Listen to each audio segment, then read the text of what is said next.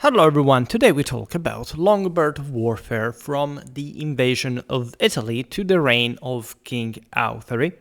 It's not the first time that we discuss this specific period because we really made at least several videos about Longobard history and warfare, but we mostly stuck to the beginning of it. We have never really gone much in depth in the heart of the kingdom's history.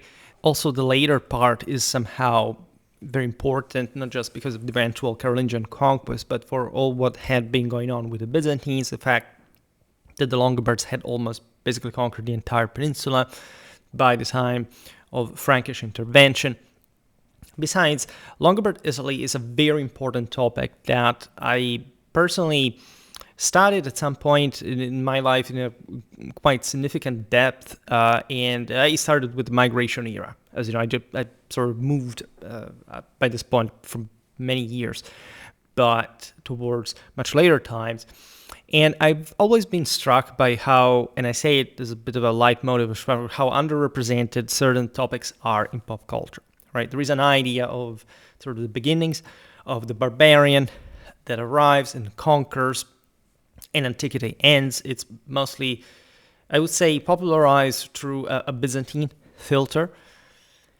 I'm talking about social media, etc., for what I've seen from the past. So the 6th century, everybody remembers the 568, but as far as the entire institutional history of the kingdom, nobody really cares.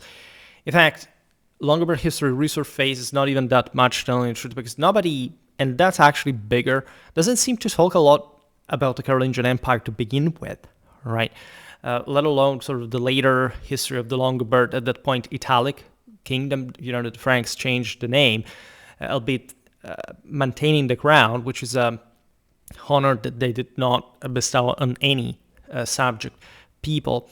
As a matter of fact, so there is a deep Longobard legacy in the Italic kingdom. In part, we have looked at it in titles like, I don't know, even the recent biography on Alboin of Ivrea. We're talking the 11th century, but still, the Longobards left a mark in Italy, especially from a political institutional standpoint, that is the truly underrated aspect of their own history. They were essentially the most advanced Latin Germanic kingdom.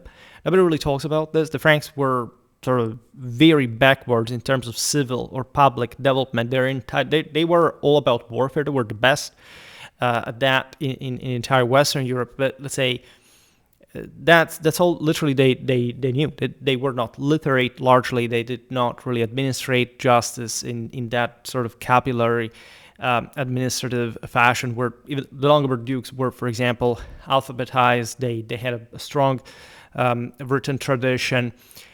Italy is quite dynamic during the Longobard era, and this owes much. There's yet another reading of this that would like to stress the Germanicism of the Italic kingdom, and definitely that's quite strong at a point.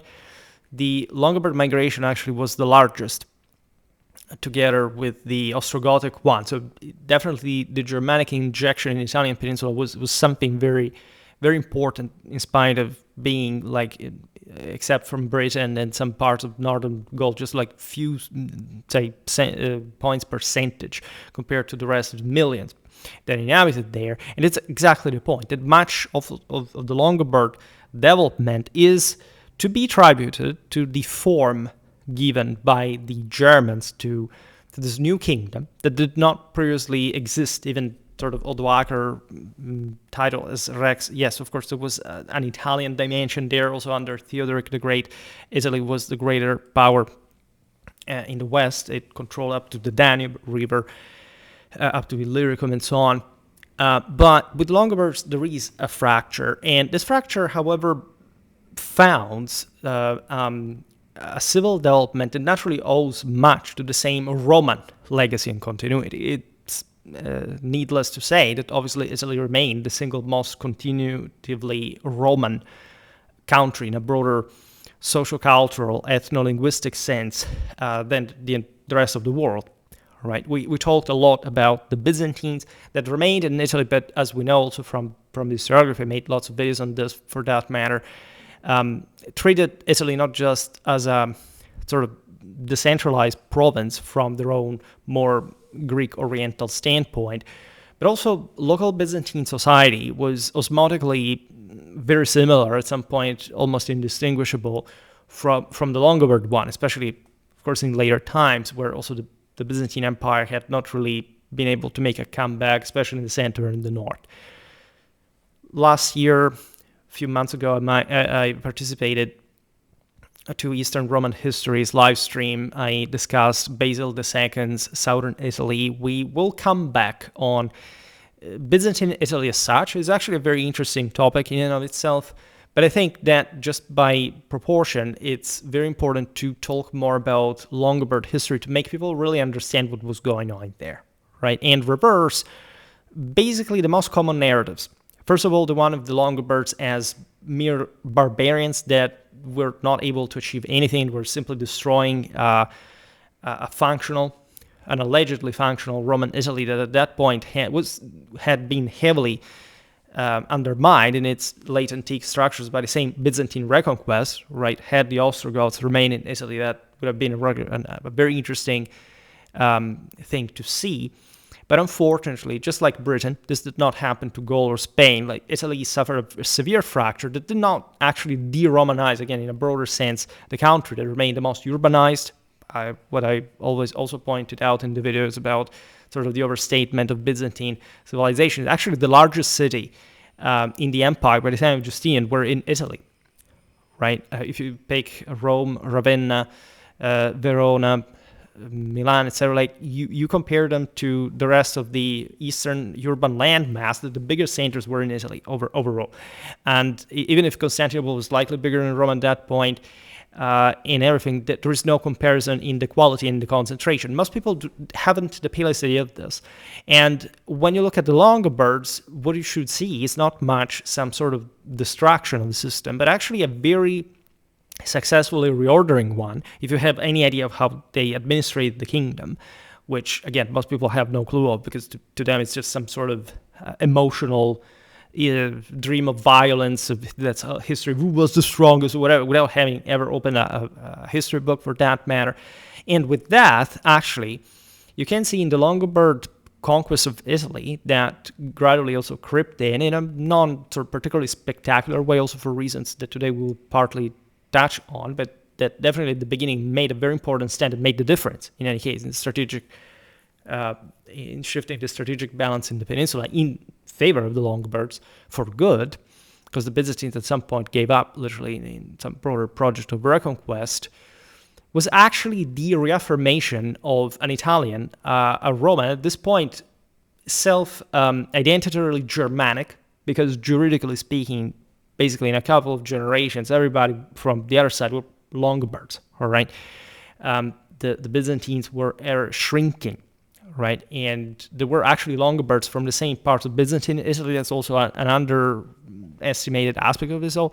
That's why actually this moment is so foundational and so important. And you realize that the Byzantines simply lost morally.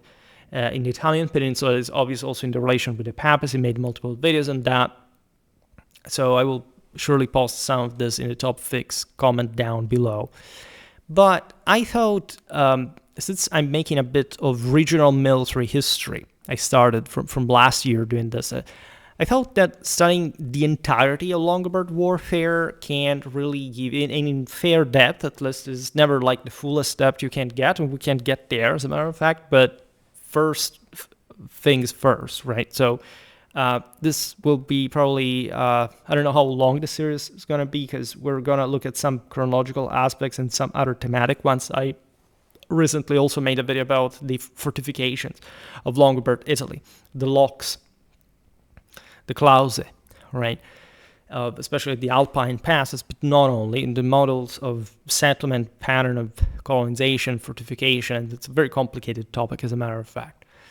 That always starts, again, from this notion that Italy was lost and that there's nothing basically important you have to learn about that after the fall of the Roman Empire. And the more we studied this period, both historically and archaeologically, and the more we realized that was an astounding continuity in Italian civilization remained always central for everybody involved in Europe, in the Mediterranean, and that doesn't seem there is some very great convenience to state for different reasons. Italians don't seem to talk very much about this. I wouldn't say they're very influential online and on social media and sort of story history telling or whatever.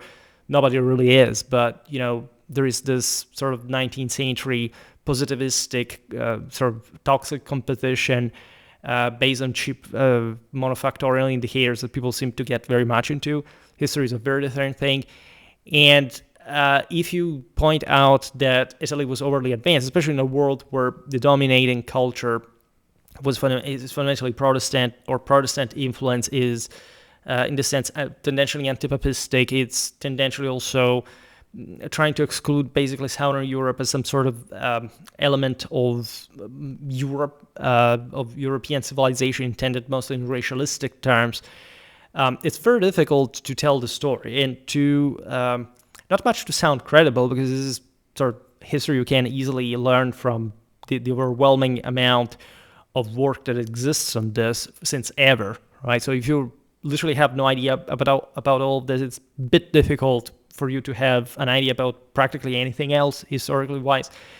But there is a moment you can start, right? And so we can, if anything, sensitize the audience, whoever is interested, to let the stuff online and essentially show why and how we talk about this. And then there's a military technicality of all this that I find very interesting in general, that you can evidently enjoy yourself, because usually sort of migration era warfare content is appreciated. So to some degree, we have to be canonic. We have to explain better what we're looking at. So in the spring of 568, some scholars following the Italian historian Paolo Bertolini, for example, prefer 569 because the traditional date relies solely on Longobard oral tradition. So at this point, it's the story is King Alboin reigning from roughly 560 to 572, the first full historical king of the Longobards. We'll explain now a bit what we mean by this. Assembled the entire Longobard people, so this Germanic tribe originally from the lower Elbe region that had migrated southward through Bohemia, that from around 546 settled in Pannonia, modern western Hungary and eastern Austria, after destroying the Gepid kingdom in the Carpathians, by the way, most likely near Lake Balaton in Pannonia Superior, and led the Longobards toward Italy. All right. So the date is disputed, if anything, for different philological reasons I don't want to enter in, but it's sort of generally historiographical consensus that this was obvious for many people during the migration era. We've seen it on many occasions, even recently in the video about Vandalic warfare, that they didn't move in single chunks, right? There is a major landmass that likely here it may have been even 569 that moved in a bigger sense. There were other groups arriving later. There were others actually already settled in Italy, which accounts basically for those that had been settled by the Byzantines during the Gothic War, mostly in southern Italy. Basically, the Duchy of Benevent would be founded by these guys that when the bigger people from Central Europe settled in Italy, they sort of declared the fact that we're part of that. In any case, they felt like that already, even as Byzantine soldiers, for that matter. We will explore that kind of better. I have actually a series that I think I interrupted from a couple of years, but it's still on. Technically, I will have to resume it, explaining the entire Longobard ethnogenesis, basically from Scandinavia. It's one of those Germanic peoples for which things are much clearer actually than most, right?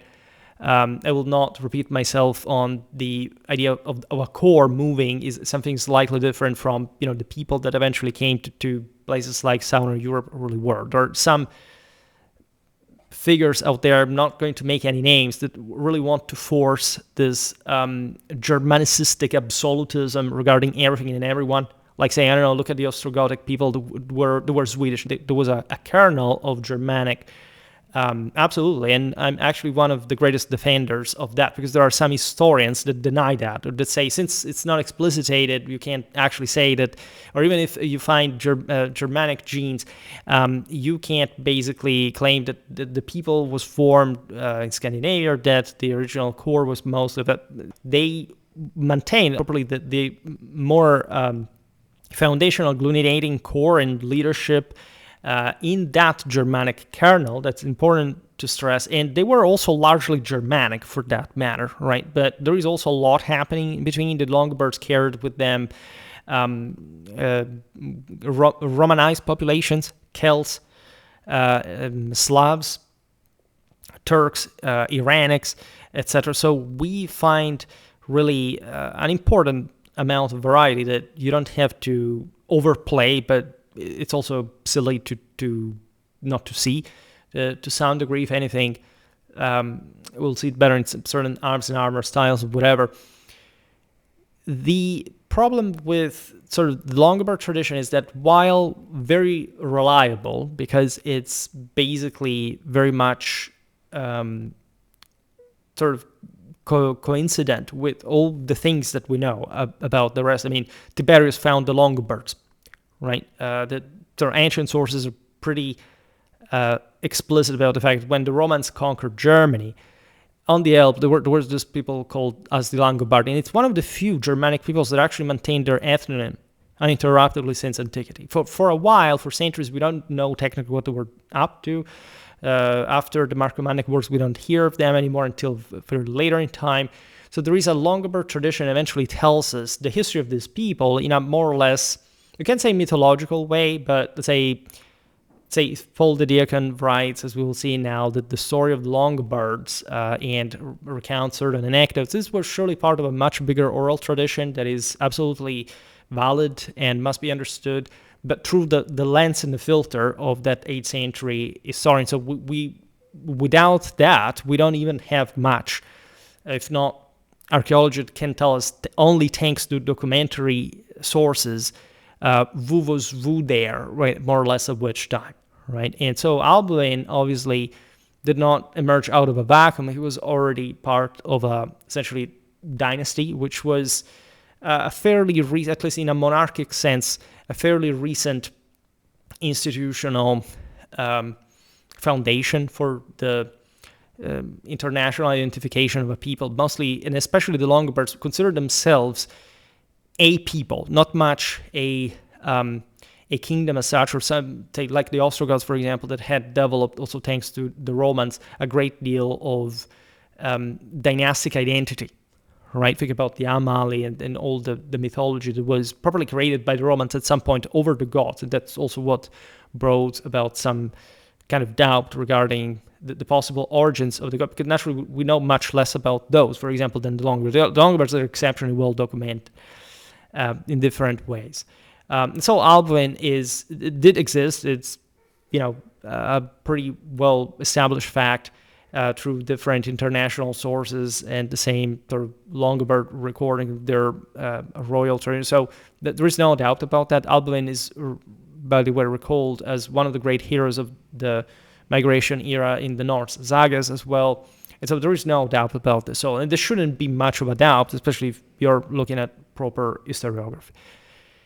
Now, Longobard tradition, as we were just saying, recorded in the 8th century Historia Longobardorum of Paul the Deacon and the earlier Origo Gentis Longobardorum, records that Great Migration officially began on April the 2nd of 568, the Monday after Easter.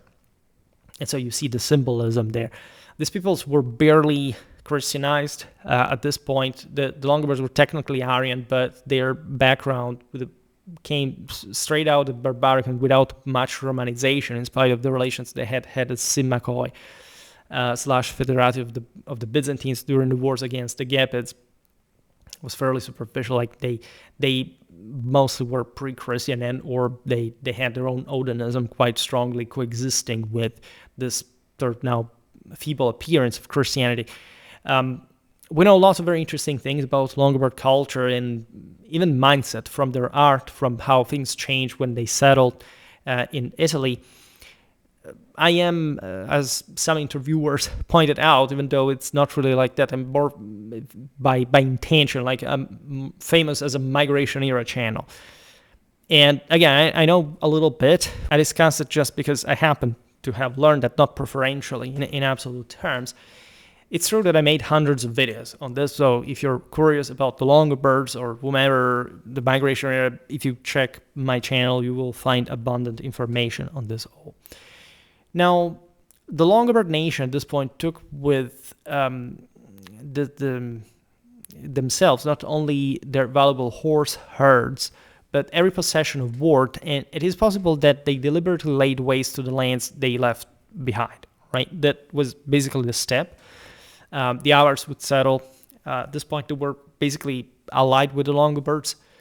I will skip considerations about that because some people like to say, oh, the Avars simply pushed away the Longobards. No, that's not really how it worked. The Avars were yet to become politically united and therefore scary, as the Byzantines would find out down the line with the siege of Constantinople. In any case, what matters is that the Longobards were heavily influenced by steppe warfare, right? And they were Alp Germans, so they weren't even East Germans, but you can definitely see in their burials in the first generations of the settlement how they had the physiognomy of Reitervölker, right? And the Longobards were understood as the Goths, by the way, by the Franks, still as late as the 8th century, when the Franks were actually better, as actually the ones who bore the honor of the greater equestrian tradition, right, in Europe. And we will, again, make more videos about that because we have a lot about the very beginning in the Lower Elbe, and we still have to do the part on Bohemia and on Pannonia, well, because there is a lot of warfare chronicled by Longobard tradition. It's very fascinating against the Gepids that also had their own very interesting story and sort of version, mostly through the Byzantine filter. And already there you could sort of see, for example, like here, the West and the East quarreling through these proxies as of war. Exactly 1 month after setting out the Longobards, so the Latin and modern English name for the people who call themselves Langobardi, because they would be Langbert and in Germanic, the long beards, this was Odinic attribute, right? And one of royalty. We've seen it also with the coils of the beard in the video about sort of German kings, say it in German folklore, slumbering in mountains, ready to wake up once again.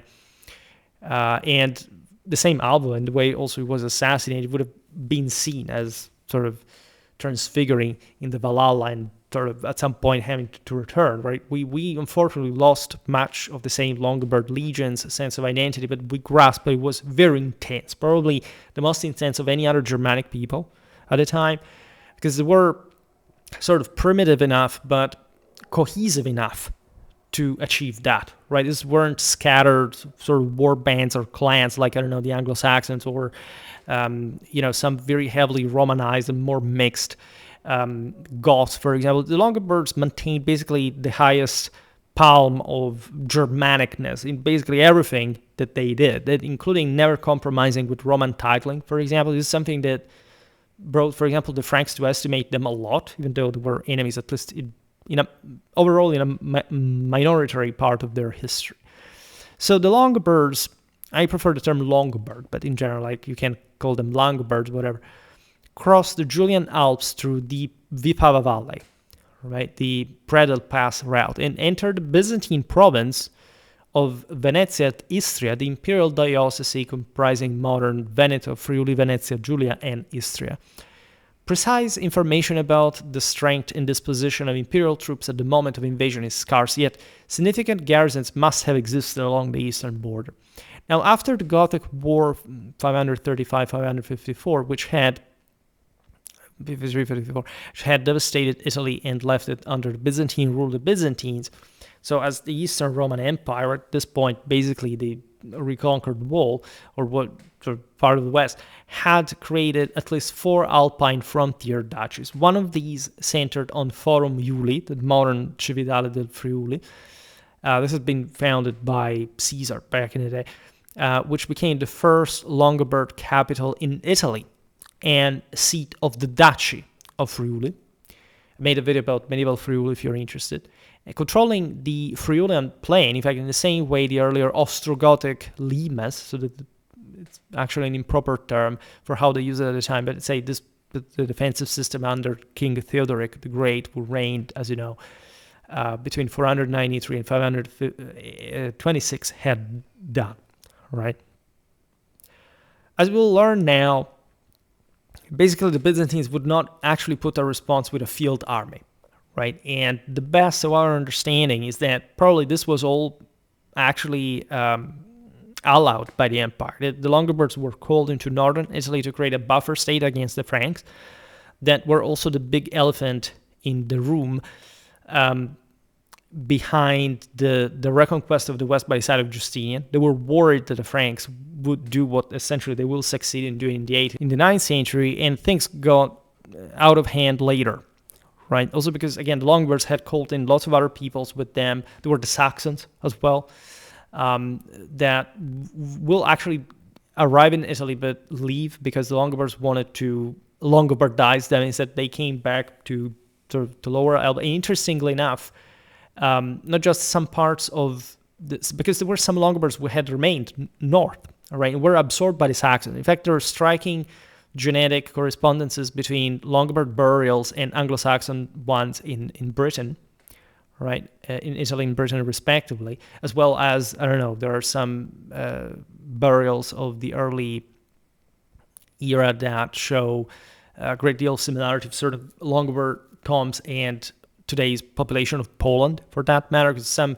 Slavs had already been brought by the Longobards from more or less today's Moravia when the Longobards were settled there already. It's very interesting to see, as I was saying before, how sort of varied their face was as a people.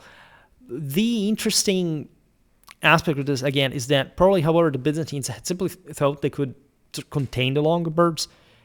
Things got out of hand. Again, there were too many. And so we have more the picture of the Longobards as destroyers, that definitely in the first phase they were, but for the simple reason that they were basically fighting against the Byzantines in the process that resisted the Longobard settlement, the unchecked Longobard settlement at that point. So most destructions actually derive from that, not because they were to destroy the places where they settled. In fact, in particular in the Pop Valley, this doesn't seem to have been any major destruction whatsoever. There has been, as we will see now as well, even some speculation about the pacific coexistence of Byzantine garrisons and the surrounding of sort of Longobard clans for quite a while, just out of administrative continuity, because nobody really knew whether these people would have stayed. They settled to stay. That this is what we understand, even though they didn't have yet a quite sort of overall unity and sort of awareness of the geographical aspect. Some crossed the Alps into Burgundy, were defeated by the local Romano-Burgundians, etc. But in general, right, the Longobards were there to stay, and the Byzantines resisted, and that triggered most violence in different parts of the peninsula. We don't even have evidence of persecution of Catholic bishops, because the Longobards were Arian and would stay Arian for a while, but that was also like a broader political, theological game that actually had very few religious ramifications in practice. The Longobards, as basically the West, were incredibly orthodox in their general, also support of the church later, when they were still, sort of in cold relations. Nothing of what the Byzantines do in the East, backing heresies here and again, against the most extraordinary consternation, not just of the papacy, of the same Romano-Germanic peoples, for that matter. I made multiple videos about this very topic, and that was an equilibrism that eventually was also explained by what the fragility that the empire had at that point and the collapse that it suffered after during the Islamic invasion. In any case, archaeological evidence, such as the finds from the fortress of Invillino Ilie on the left bank of the Tagliamento, confirms the presence of Byzantine forces there, right? That they put up no opposition and surrendered without a fight, right?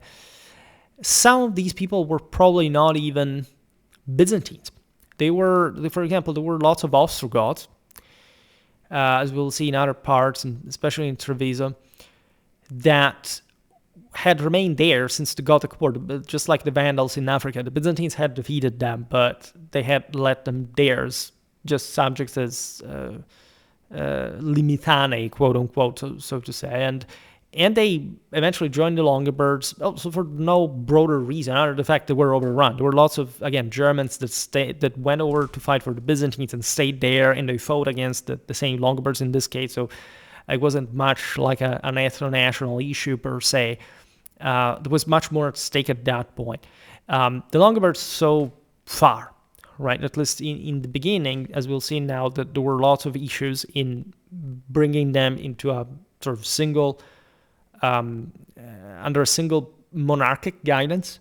They, however, had a very strong, again, identity and self-awareness when it came to their nationality. The fact that they were Longobards, as a matter of fact, already. And we can't simply discuss this today because it's a very big topic, and probably the video is going to be overly long the way it is. But never give for granted to understand history, to know history. You have really to spend a lot of time looking at all the possible pictures before you can formulate an adequate theory, right? We are told that these groups did not, by the way, that these Byzantine garrisons did not fight, surrendered, according to Paul, because of what Paul the Deacon writes. He lived, as you know, around 720, 799. He sort of was at the court of Charlemagne. He was actually the brother of the northeast Longobard, that the so-called Austrian, because the northeast of Italy was known as Austria, within a bit like in the Frankish kingdom it was Neustria and Austrasia. Also the West Piedmont Lombardy was known as Neustria in the Longobard kingdom, and that guided the rebellion against Charlemagne and eventually got pardoned through, in fact, Paul the Deacon. And I made a video about that. It's the one about the Battle of the Livenza River. It's sort of yet another underrated clash that occurred with a possible Longobard victory, or at least something that brought the Carolingians to be quite wary, not sort of going too hard on this Longobard elites that, after all, did get into sort of the broader establishment of the empire. And obviously, Paul the Deacon constitutes the chief narrative source for early Longobard history. Particularly for the later centuries, we have more evidence, more information, but he's definitely the most important historiographical source and source in general about the Longobards, except perhaps the Edictum Rotary, that is actually the most important source in Germanistics. And we'll make more videos, in fact, about that, because it's the source that tells us, among others, including the actual paper. Again, you would be surprised by how intensely literate the Italian Longobards really were, unsurprisingly, from the following centuries. But let's say history is really about narratives, and so Paul the Deacon is unbeaten in a broader way, in an evidential sense in particular. Paul writes that Alboin entered the province sine aliquo obstaculo in Latin, so without any obstacle, any other obstacle, and immediately seized Forum Iuli.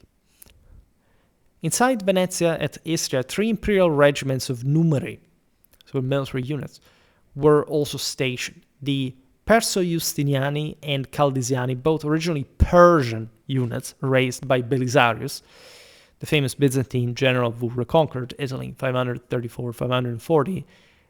These troops had been levied from the Eastern Front. And the Tarvisiani, these were probably the Goths from Treviso who had surrendered to Narses, Belisarius' successor and conqueror of the Ostrogoths, that had also used Longobard forces from Illyricum at that point, when he invaded from there.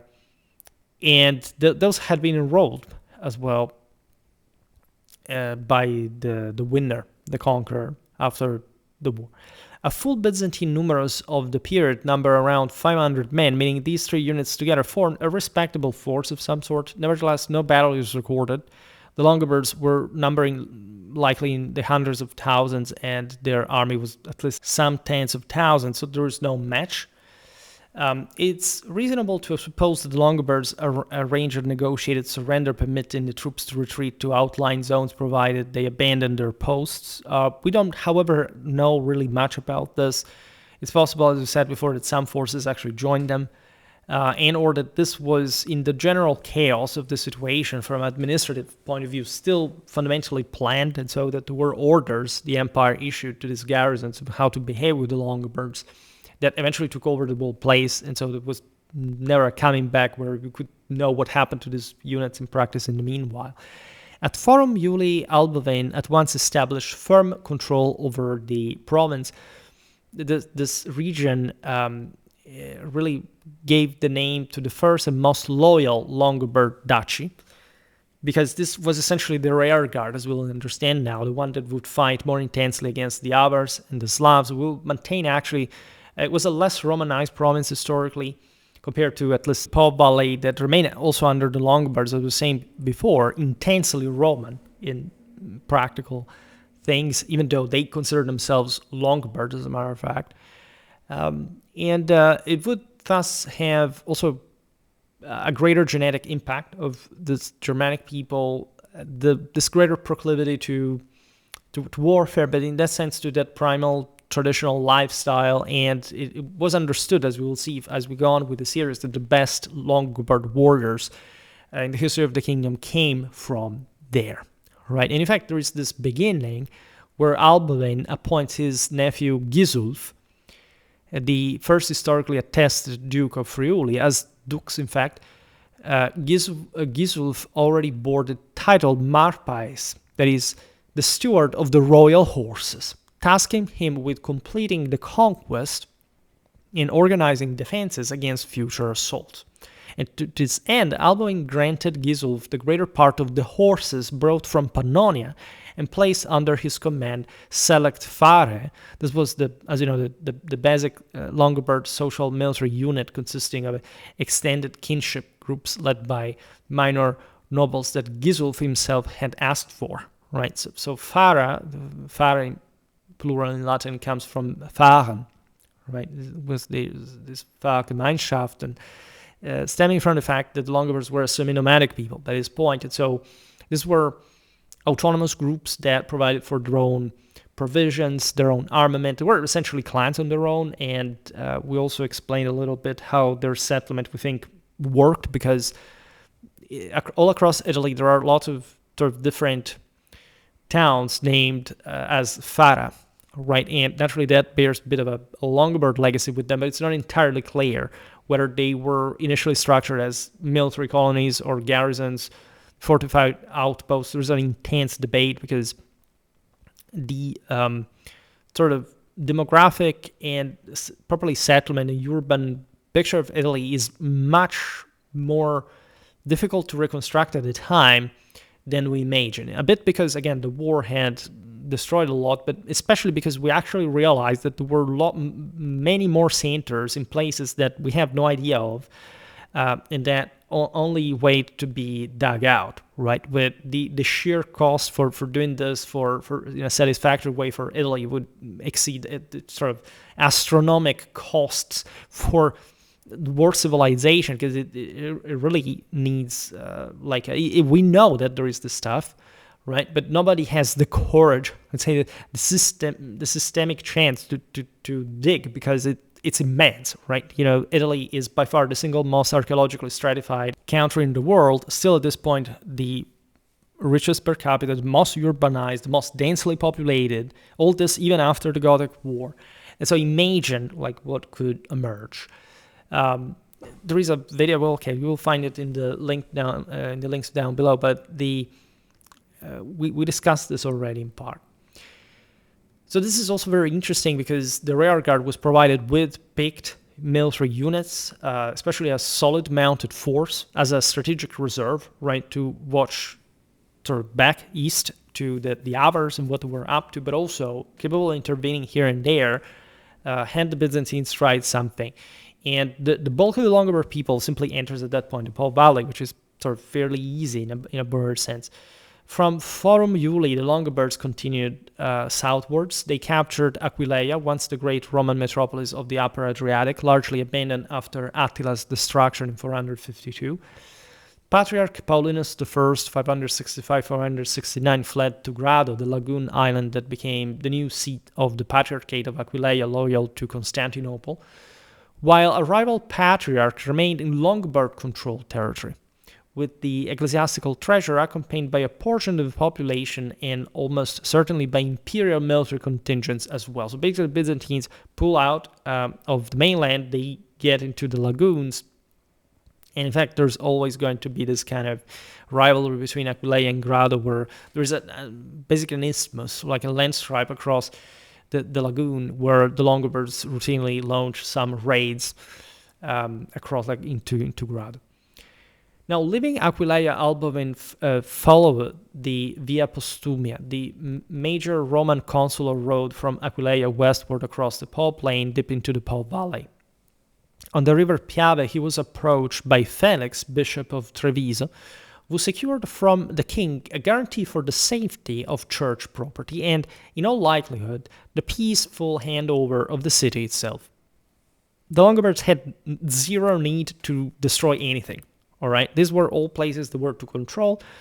Everything seems to have gone smoothly. We have no evidence of distractions, of bloodshed, whatever. Surely, killings happened at some point, and the Longobards were not particularly disciplined yet at this point. But in general, like, they had their own goal, like seize these places, right? And there was a general paranoia initially because, again, the Longobards were not habituated to the most Roman country par excellence. They came from a completely different dimension in Central Europe. So we'll see in part how this played in the initial times, where there were some important setbacks for the Longobards. But still, we understand that things did work smoothly after all. Thereafter, Vicenza, Verona, which later became a favored Longobard royal residence, by the way, and the remaining centers of the Venezia fell into Longobard hands one by one. With the sole exceptions of Padua, Monselice, and Mantua, cities that held out for years in the lagoons or on defensible hills. I made, by the way, videos about some of these cities in their medieval history.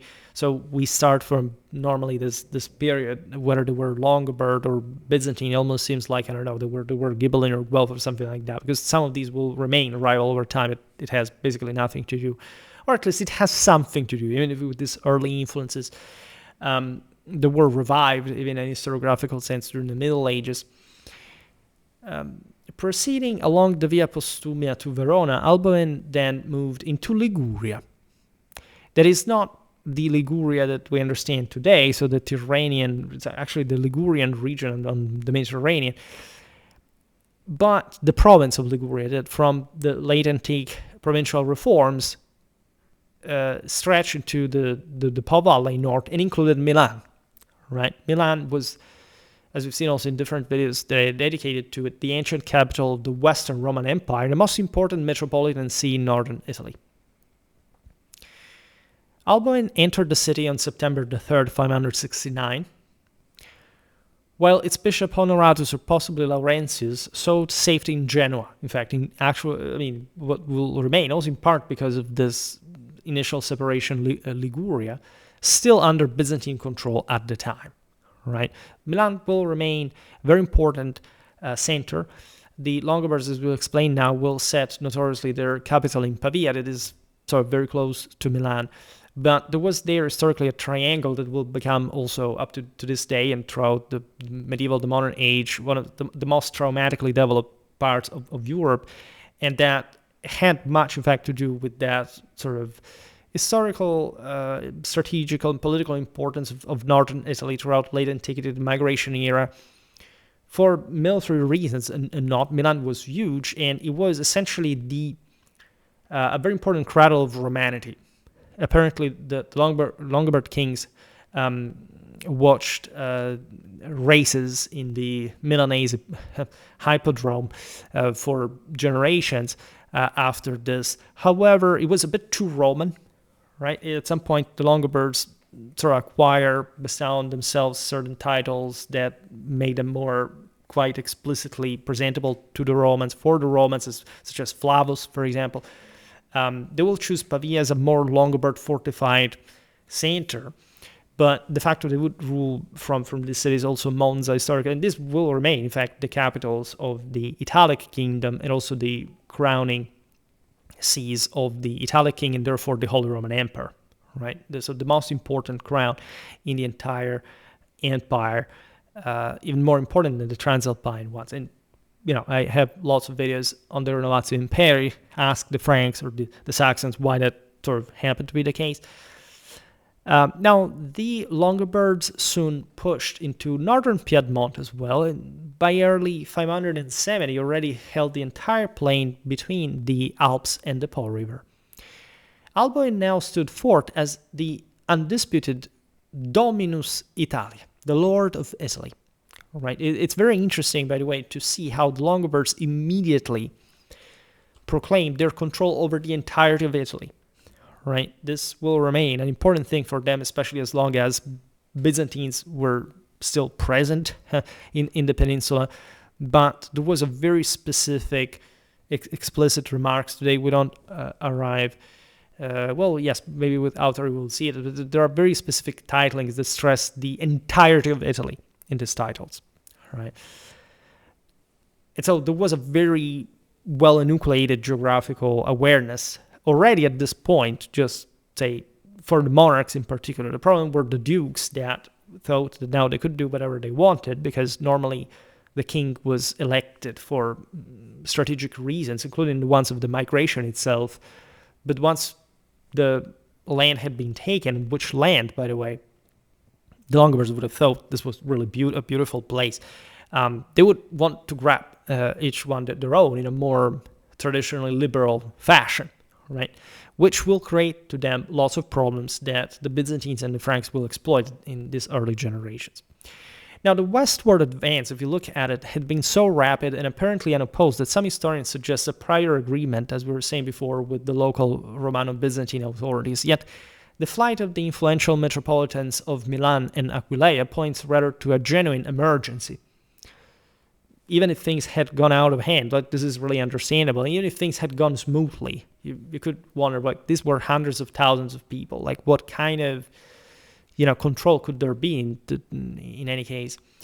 Whatever this actually went, contemporary chroniclers do record Longobard violence and looting in a broader sense. Even at this early stage, despite Alboin's personal prestige and authority, the command structure among the Longobards was already highly fragmented.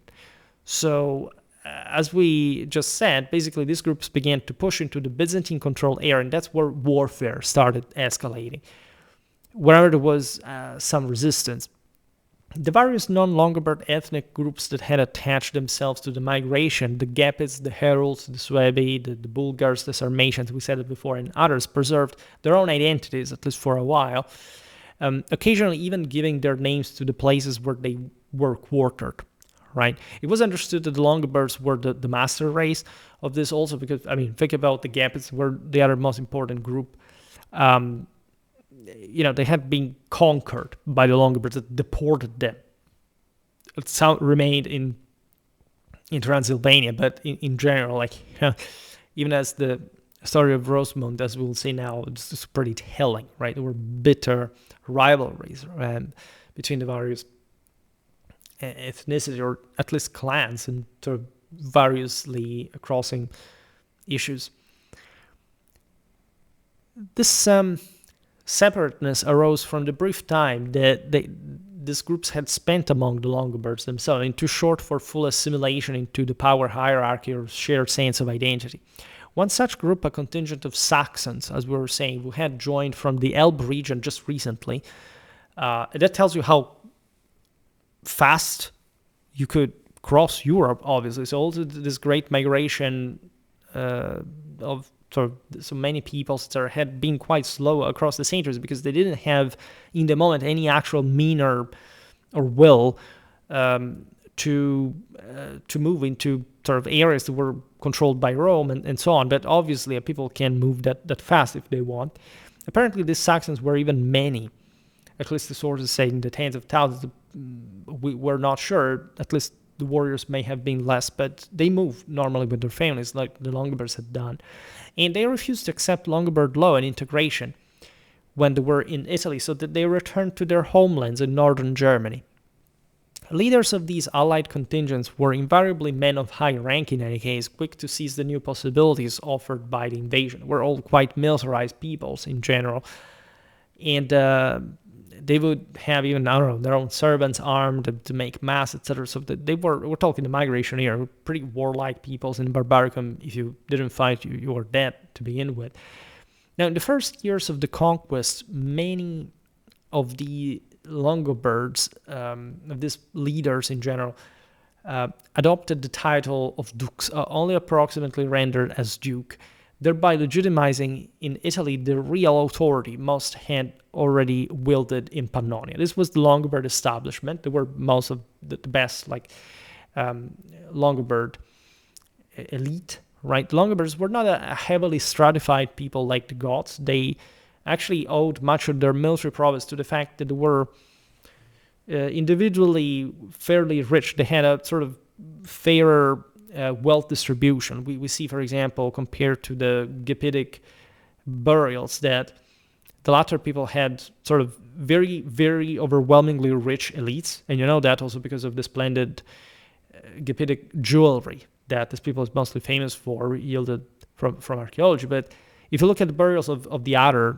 elements of society, they were impoverished. Instead, the Longobard burials show that even the average Arimanus, after all, had consistent wealth. He had a spada. He had at some point some important level of material wealth that also equated to their status, in battle, right? Their rank, their military effectiveness over these other peoples.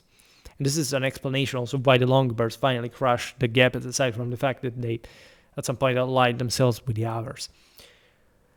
Now, what could we say about this? Dux naturally comes from the Latin ducere, which stands properly to lead from a military point of view. So the Franks, for example, had the comites. They had adopted a bit more like the civilized, still existing Roman government of Gaul.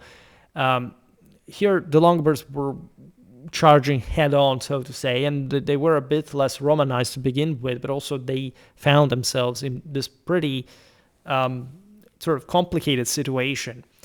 And a military control of the territory was warranted to just hope to survive as well. It was not over yet, essentially. Often, this assumption of ducal rank occurred independently, by the way. It already existed, like the Longobards had their own terminology that unfortunately is not entirely clear to us before the migration, and so eventually how they started writing this all down in Latin for the sake of legislation. Some terms are in Germanic, even in the Latin text, but dux is sort of universal. It was not just used by the Longobards, by the way, but the difference with the Franks, for example, is important. Also, the term comes was used by sometimes, rarely, even there by the Longobards in southern Italy, because these had been more Romanized, as I said before, under Byzantine administration, and southern Italy in general had remained a bit more distant from the barbarian world, and so, but it was precisely without royal sanction that in these opening moments of the settlement, that the fiercely autonomous and sometimes openly hostile temperament of the Longobard dukes toward royal power first became evident.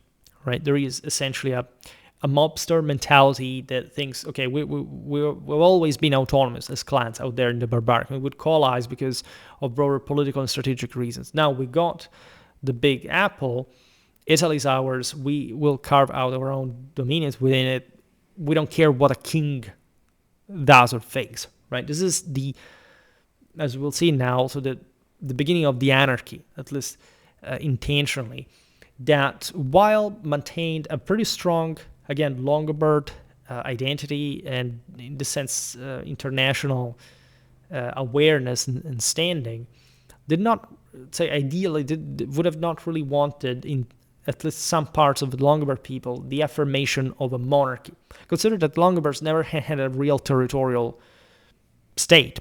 Right, now they had to control a Roman land that was drastically more advanced than anything they'd ever seen, and so Some of them were recalcitrant to accept that their entire world and culture had changed forever, and that they had to put resources in common in order to withstand especially the enemies that were vulturing around them right now. They were also confident in their military capacity for that matter. In the moment, you understand the various dukes felt, okay, but we are on our own. Actually, not even the king at this point, in fact, can't really do much to stop them. This is the point. As we will see, the foundation of the Longobard kingdom proper as an actual state, like the other Romano-Germanic ones, will occur through obvious reasons of metus hostilis and through, however, an insightful understanding of the broader Longobard world that was the way to go. It was the future. It was the assurance of survival, and much more prosperity in the longer run. In 570, the main thrust of the invasion turned toward Ticinum, Roman and modern Pavia, one of northern Italy's key centers, as we were saying, which Alboin probably approached after crossing the Po from Piedmont. The Ostrogoths had already recognized Pavia's strategic value, using it as their principal army muster point. After the Byzantine reconquest, it had become probably from 540 the seat of the Vicarius Italiae, that is the civil governor of Italy. The city was besieged, at least as we will see now, according to tradition. It's likely that the siege never actually happened, that the Longobards simply entered there as well, spoiling the reason because they wanted to, since they did not besiege Ravenna like Theodoric had done, eventually killing Odoacer there when he surrendered, they wanted the big siege of 3 years, just like Theodoric. And so the story was injected in historiography without any actual evidence of struggle, of Pavi's resistance, or any Byzantine force that actually could put up a resistance against the Longobards in that circumstance. If any resistance ever happened anywhere in these cities, it's likely to have naturally come chiefly from civic militias. We've seen in Gaul how things more or less happened throughout late antiquity, the migration era. No imperial garrison is attested in Pavia, interestingly enough. It may have been absorbed or, into or replaced by local forces. This is a common expedient in an Italy plagued by the chronic frailty of Byzantine military organization. At some point, we will explain better what was going on. Essentially, everything was exhausted, especially after the war and the pandemic, as you know. The defenders made no attempt at sorties, according to the story, almost certainly because they were vastly outnumbered. Pavia fell, so allegedly, in 572, but likely the siege, again, never happened and did not last 3 years. All right. Pavia will be besieged by Charlemagne, which was the only big siege ever in Carolingian history as a whole. It lasted 9 months of siege, admittedly. Again, also the siege of Ravenna back in the day by Theodoric had lasted 3 years. But here we have zero evidence that any of that actually happened. And according to the same legend, by Alboin's explicit command, the city was spared sack. Later, Longobard tradition also claimed the city's walls miraculously opened after Alboin vowed to spare it if it surrendered. Right? Surprise, surprise, magical. Now, Paul the Diacon's statement that the siege lasted 3 full years is, again, it's possible that somebody resisted in the moment, but again, that there was a big siege for 3 years, it's completely nonsensical for many political and strategical reasons, also logistical ones, and for how the Byzantine again, there was no major force to actually hold out there. And it's almost certainly a literary motive, borrowed from accounts of Emperor Aurelian's siege of Tiana as well, and from, again, the earlier motive of Theodoric the Great, 2-3 years investment of the same Pavia, as a matter of fact, because Ravenna was also another story. Now, it is even possible that Alboin never besieged Pavia at all.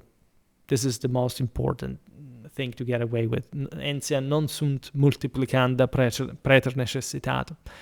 While Alboin's column advanced on Pavia, other Longobard forces were expanding in different directions. Byzantine resistance in the north was reduced to isolated strongholds in the Venetian lagoons, as we've seen, coastal Liguria, that will not be conquered by the Longobards until Rotary's reign, as we will see in another video. Also, interestingly enough, the island of Comacina in Lake Como, whose garrison held out for a long time. Probably nobody really cared to really storm the place. And the town of Susa as well, that, as you know, was very strategic because it controlled the locks toward the Alpine passes. The Franks from the other side, the Burgundians were the Franks controlling the Burgundians as well, were stronger. And so that's the reason why even today's border between Italy and France there is not like it normally happens between countries at the watershed, but actually from the Italian side. So the French control the entire valleys until Susa, practically, right? The Longobards, for example, had the upper hand of the Bavarians in the north, and they controlled the watershed across essentially towards the Danubian valley, interestingly enough. Now, these Byzantine pockets survived as imperial enclaves for several further years, yet never posed a serious strategic danger to the invaders, being defensible but of marginal importance in the region, now securely under Longobard control anyway. The surrender in 588 of the Comacina garrison under the Magister Militum Francia, for instance, came not after 20 years of unbroken siege, but after a period of negotiation, simple coexistence. I mean, you're there in the lake. I don't know if you ever visited Lake Como, but it basically, there is this island out there, and yeah, these people are probably fishing there, they're trading with one another. And nothing really happens because in theory, right, even if the local duke decides, okay, let's not fight with these guys, who cares, right? They're not going to link up with Byzantine forces so deep in the subalpine area, it doesn't matter. Pavia's capture was Alboin's final campaign. He retired to Verona, a city that Theodoric the Great had also favored as a residence. In fact, Dietrich von Bern, also in Germanic epos, Bern stands for Verona, as a matter of fact. And where in the summer of 572, he was murdered, famously, in a conspiracy engineered by his wife Rosamund, daughter of the Gepid king Cunimund, whom Alboin had killed in 567.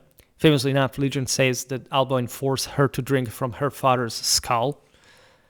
This may have been just like the conflation of some sort of different practices, including like drinking from the enemy opponent's skull as a form of a compliment, right? You would have not drank from the skull of a slave, but from the greater man that you had slain, like a dragon, and absorbed all the power of this. We've seen also in traditional theology was the deeper understanding.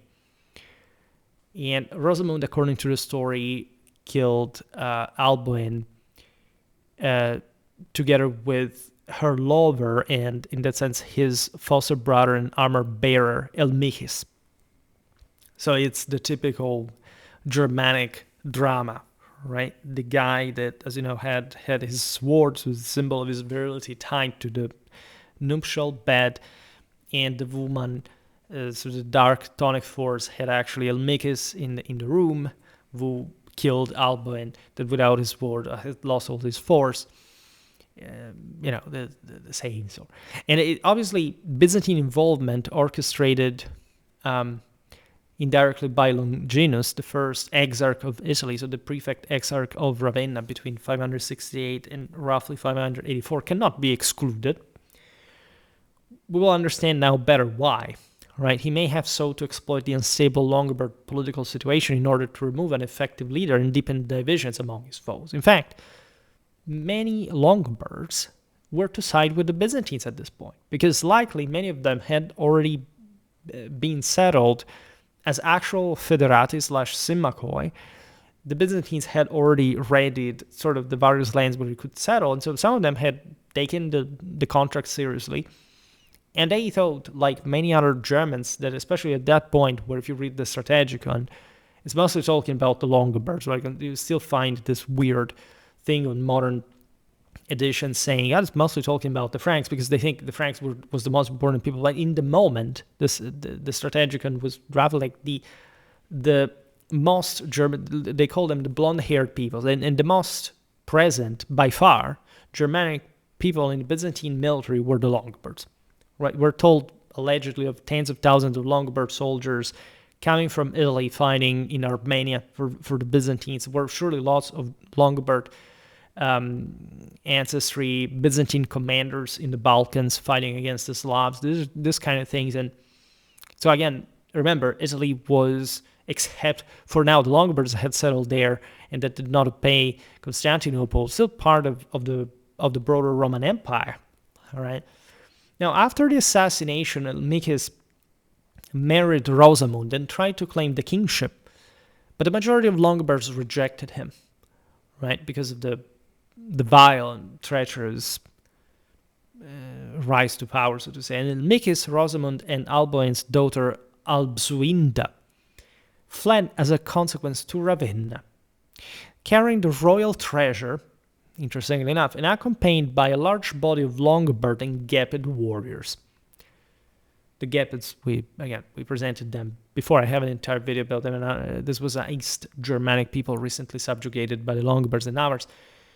Being loyal to Rosamund personally, because she was Gepid, rather to their Longobard conquerors instead. And so seeing in her sort of heroine that had somehow stepped up against her, tyrant, very chthonic and anti-Catholic mentality.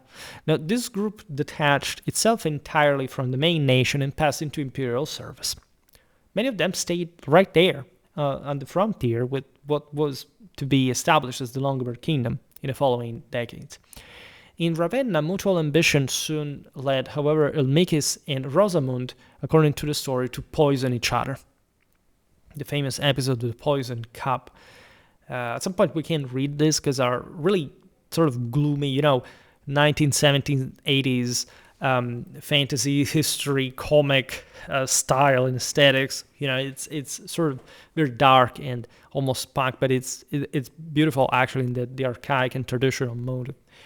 The Longobards at Pavia, meanwhile, chose as king, because they elected it collectively with the people in arms, with the populus/exercitus, the Duke Clef of the noble Beleos family.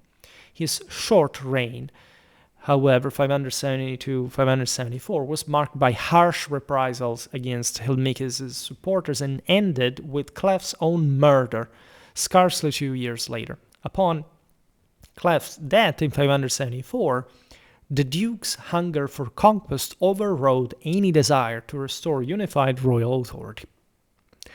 And so you have this period, this decade in Longobard history that somehow remained more impressed in people's imagination or fantasy as the Longobards as bloody barbarians, 574, 584, as the period known as the rule of the Dukes or the Interregnum or the Anarchy, where the Dukes were the only real power in what was still called the Longobard Kingdom. Or at least, yes, in a broader sense, because we should understand what they meant by regnum at the time, and we should digress into philological issues. We don't have the time for that, but we explained a bit how the mechanism worked. Essentially, nothing really happened. They simply decided not to elect a specific leader in the moment that would have to reclaim the entire kingdom, or in any case, receive obedience from all Longobards. There was nothing undermining against their national identity. It was mostly just like, in the moment, we don't see any specific threat for which we should unite. Unfortunately, as I was saying also at the beginning of the video, or alluding to at least, people think that the Longobard Kingdom was essentially what happened in these 10 years, right? As somehow fractal, dispersed, a non-unitary system, whereas the Longobard Kingdom in its historical existence and in its longest development and civil achievements was actually the single most unitary polity in the entire Latin Germanic West, right? There is no doubt about this. We will go on again. I make always these videos about the beginning of Longobard rule, but we'll see it better even through military history, how actually unitary and consensually recognized even from the lower Italian, like the southern duchies, right, later, right? There was even a king from Benevent that came to Pavia to rule for that matter. So the myth that this Longobard dukes were always autonomous, never responding, this was all fractal, anarchy, it's a complete myth. It does not find any evidence in the entire historiography of the Longobards for at least 70, 80 years at this point. And there is really not much doubt about this either if you have sort of basic knowledge about their history. The Duchy of Spoleto, maybe, like lost in the central Italian Apennines, was a bit rebel and double-faced, but it was also insignificant. The Duchy of Benevent was largely aligned with the Langobardia Major, as it was called. It would end up sort of developing a royal direct control over Lombardy and Tuscany, which were also to be the cradles of communal civilization later on. They were the ones who developed in a more cohesive and consistent sense. Now, each, however, during the anarchy, Duke arrogated to himself locally every prerogative of command. This had already been the case before, even when a king stood, using the sort of this power to justify their further territorial gains, however, establishing themselves in crucial strong points, very often former Roman cities, dukes, because that's also a preeminent characteristic of Longobard rule. It was from cities. All right, this did not quite happen in the same way across the Romano-Germanic world. Yes, cities were de facto the center of government of the Franks, of the Visigoths, but say the courts were sometimes different. There were vast spaces turning the countryside where estates, fortified farmhouses would develop some sort of royal haven kind of function, etc. In Italy, the Longobards ruled exclusively from the cities, right? And this deeply favored later the political unification that we were talking about before. There was literally no other way to do so. Again, made lots of videos on these topics in particular. The continuity with Roman times is striking, right? The dukes extended control over the surrounding countryside. As you know, the Roman cities are not just very thick, but also very well structured, very contiguous with one another. So it's not a wasteland. This is not a place where the city dies or any kind of that story. There's a bit too much catastrophism about early medieval history in general for Western Europe, even as far as places like Britain, where indeed many centers went uninhabited, but not quite. First of all, you aren't there to know that, really. But the idea that the city simply died, or that fundamentally local civilization did not reactivate from the Roman basis, frankly, is a bit overly emphasized, because some people would like some sort of fracture. They would not like to understand that, once you're civilized by Rome, you stay civilized by Rome. It's not much of a choice. In any case, the limits of the cities in Italy in particular that had such thick urban net coincided with the old Roman civic territorium. They were essentially hundreds of square kilometers. We've seen in the communes how things work, but basically the major cities that existed at the time also keep developing later as dioceses and so on. Unavoidably, again, there isn't even much a change from the late antique to the early medieval municipal identity or things like that. We've seen it in many videos about various medieval Italian cities. And they're very close to one another, like few tens of kilometers. They are the same country, they speak the same language, they are administered in the same way. Certain duchies, however, did form around frontier castle or other key sites, such as the Seprio, right? Castel Seprio, or the islands of the pre-Alpine lakes. There were exceptions in general, and so the term duke, remember, is relatively vague, right? Duke does not mean city. They're not equivalent, so in the Longobard mentality, things could be different at different times. given the usage that the terminology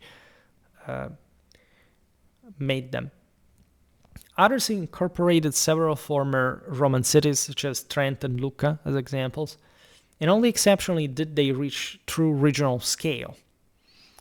Friuli, at first, more like a province, later Spoleto, that were mentioned before, and Benevent, the last will be essentially the bigger principality. Spoleto and Benevent, the two most powerful and long-standing duchies in the entire history of the kingdom. Even though, again, they shouldn't be taken as isolated powers, meaning that, you have to count Longobard power and royal power and duchies. Like the Longobard kings ruled over many duchies, actually. And they did so also increasingly not through dukes, but through royal officials that substituted them at some point. So there was never even some confrontation between sort of Spoleto and the kingdom, or Benevent and the kingdom in any territorial sense. I mean, if anything, it was just like the kings who routinely marched on Spoleto, that was the most rebellious one, and had themselves recognized uniformly, as we'll see now from Authority's era on, without exception, throughout the entire sort of rest of the kingdom's history. So it's really wrong to reason in terms of the Longobards were ruled by the dukes at large. No, the Longobards were ruled by a king, right? And the dukes were at different times provided with different power, but at large they never had much of a saying in the unity or stability in the kingdom. Actually, they could simply call it off. We're saying, okay, well, we don't want that anymore. Instead, as it happens also in many other countries, and as you see, even with Christianization, with political compaction, of basically the entire history of the Roman Germanic kingdoms, there is nothing but a continuous built-up cohesion and power. And the Longobards rank first in terms of institutional unity among them all, right? At some point, consider this, at the end of the 7th century, the Franks are split into 4 kingdoms, right, of their own. There is always a Frankish kingdom, and it's unitary in theory, but the fact that there are 4 different kingdoms quarreling with one another, at that point, the Longobards are, in an absolute sense, the strongest Latin Germanic power. There is no debate about this.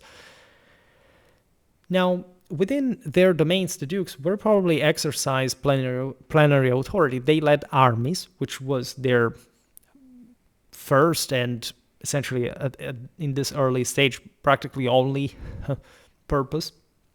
They were a bit like the Franks at this point. Occasionally dispensed justice and even appropriated royal prerogatives during the anarchy, functioning in practice as miniature independent kingdoms, so to say. Far from arresting the migratory impulse, the period of so-called ducal anarchy saw intense expansion. That's where battles happened, or at least, clashes all across. It was mostly like a massive frontier, like the Apennine Peninsula became a very, very complicated one to simply track in political and strategical terms. In some frontier areas, made multiple videos about this, including from sort of the Byzantine side, say which planes were controlled by the Byzantines at which point. We know that at some point the Longobards are there, but we don't know when they had conquered, right? They had kept expanding, infiltrating. In the Po Plain, certain dukes pressed on against remaining Byzantine holdings, capturing Mantua, Altino, several fortresses near the Simplon, and probably Piacenza, Parma, Modena, and Reggio, south of the river. So the entire Emilian part that will be separated, in fact, from the Romagnol area that takes the name after Romania because of the Byzantine Exarchate of Ravenna. More audacious leaders raided across the Western Alps into Frankish Burgundy. That was fun. Despite thin documentation, Longobard infiltration into central Italy almost certainly began during the same years. Actually, we can imagine Longobard war bands swarming across the entire peninsula or beyond, right? We know at some point they seized galleys from Byzantine ports that went on raiding Sardinia, similar things. Very Viking-like of them.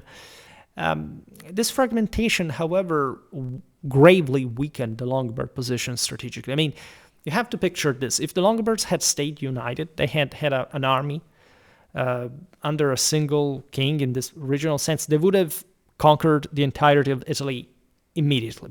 because the Byzantines did not really have much capacity to hold out, right? Even big cities like Ravenna or Rome would have likely sort of surrendered at some point. It would have given up.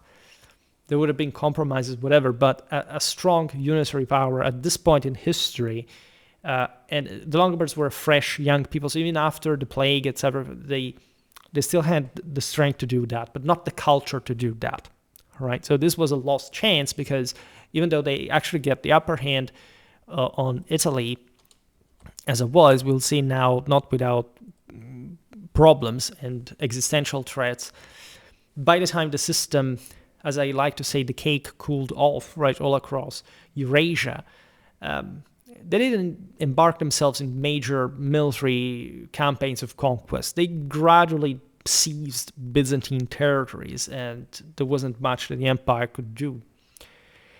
Instead of a concerted advance, during the anarchy, efforts were scattered in multiple directions. This was such a waste, right? Allowing the Byzantines, by the way, despite their own military frailty, that was sort of embarrassing at that point, to retain substantial portions of the peninsula. Namely, as we've seen in the videos about Byzantine Italy, the Exarchate of Ravenna, the Duchy of Rome, the Duchy of Naples, the Pentapolis, and part of the far south. The main indicator that the Byzantines were actually thinking to be able to stem the Longobards, to create, again, this buffer state in the Po Valley against the Franks, to defend the Alpine passes, is that while all this was happening, the Byzantines did not mobilize a field army to react. Like, things in Constantinople, we know in those years went on normally. Nobody really talked much about the Longobards at all. So this is the indicator that the situation was difficult for them, obviously, as we can see in Italy, but in Constantinople, they didn't really care so much. It was not much an emergency.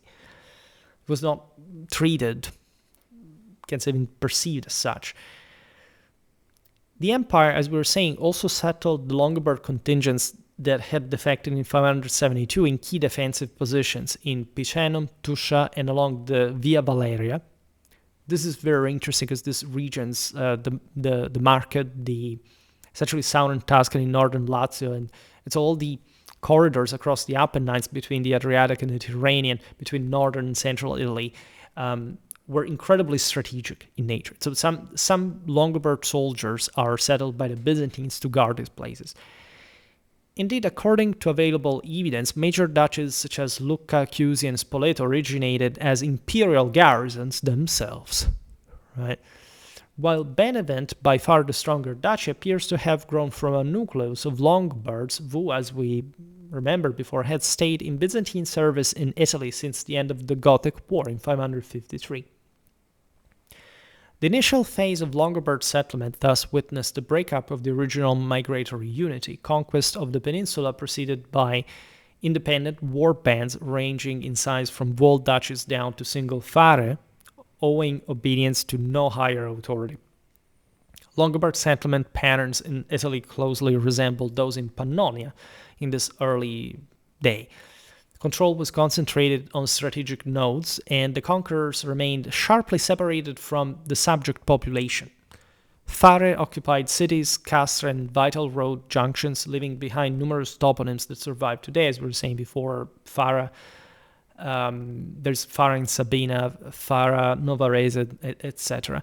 In the cities themselves, the earliest Longobard communities lived apart from the Romano-Italian inhabitants, confined to one walled quarter near a gate, often fenced, so that they could control the entrance, the escape from the city, interestingly enough. Remember that the Longobards are overwhelmingly minoritary in any demographic sense. Just some parts of Italy are sort of historically more impacted. We can see it through phenotypes. Unsurprisingly, places like Spoleto or Benevent have that. Our northern Italy is fair in general, but Friuli, for example, has more of that.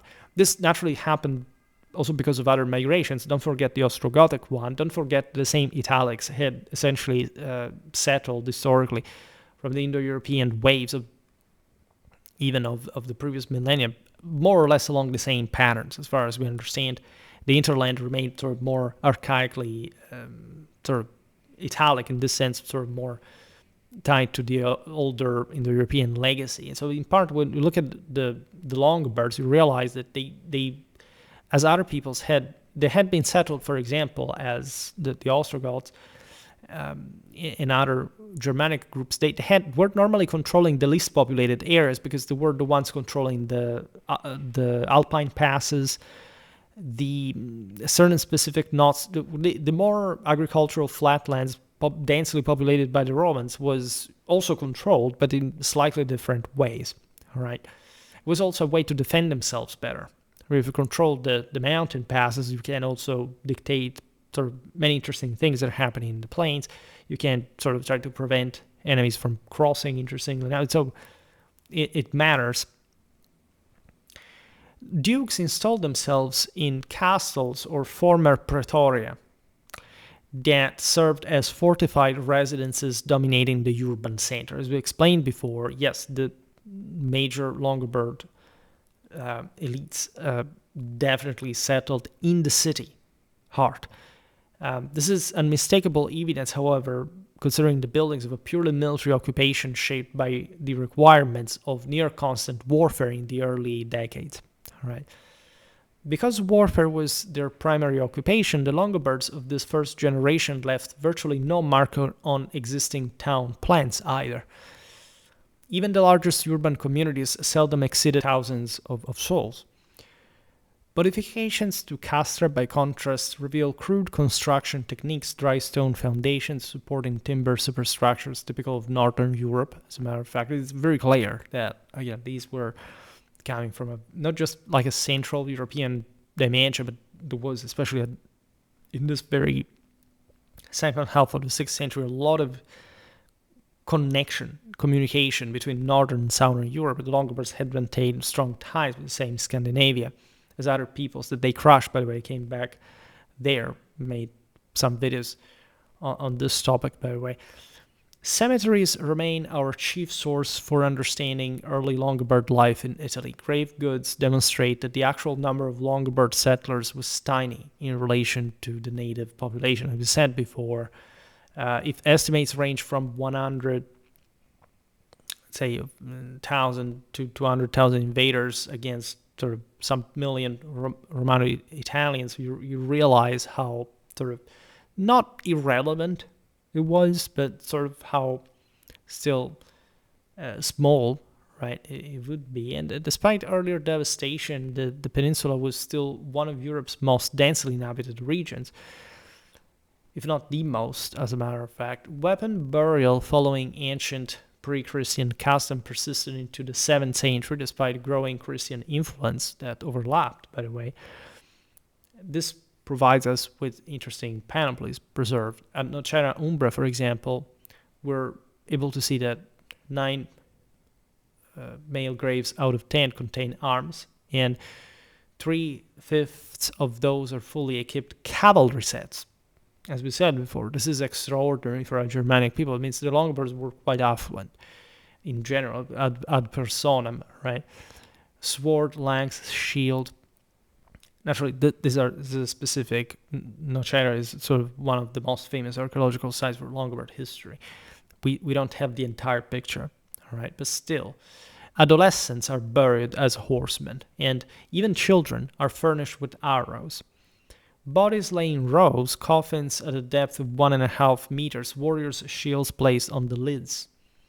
Once entrenched in the Po Valley, the Longobards found themselves caught internationally between 2 dominant powers of the age, the Byzantine Empire and the Frankish Merovingian kingdom. Northern Italy was an inevitable zone of friction between them, and the Longobards soon recognized that stronger internal unity was essential if they were to withstand external pressure.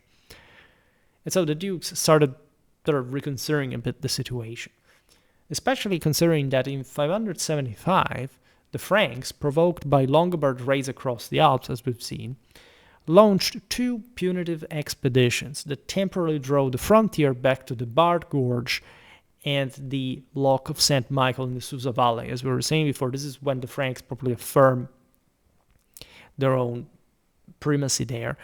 Simultaneously, the empire mounted its own reconquest attempt under Baduarius, comes sacri cubiculi, and son-in-law, the same Emperor Justin II, ruled between 565 and 578. Probably recalled, by the way, from the Persian front, where a temporary truce had been arranged with the Sasanians.